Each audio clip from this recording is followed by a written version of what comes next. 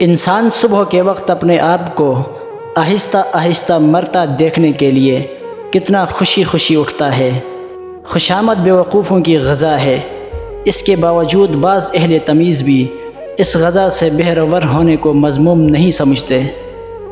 برے ارادے سے سچ بولا جائے تو وہ ہر قسم کے جھوٹ پر سبقت لے جاتا ہے۔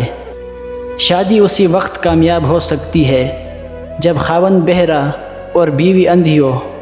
فراموش کرنے والے خوش قسمت ہیں، کیونکہ وہ اپنی غلطیوں پر قابو پا لیتے ہیں۔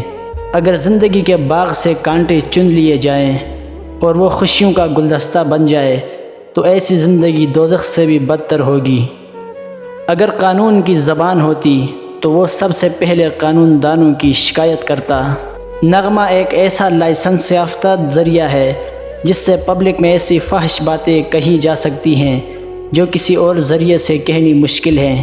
جج قانون کا ایک ایسا طالب علم ہے جو اپنے امتحان کے پرچے خود مارک کرتا ہے۔ عورت کا دل ہمیشہ چاند کی طرح بدلتا رہتا ہے، لیکن اس کا باعث ہمیشہ مرد ہوگا۔ تیز زبانی ایک ایسا آلہ ہے جو استعمال سے گھس کر اور بھی تیز ہو جاتا ہے۔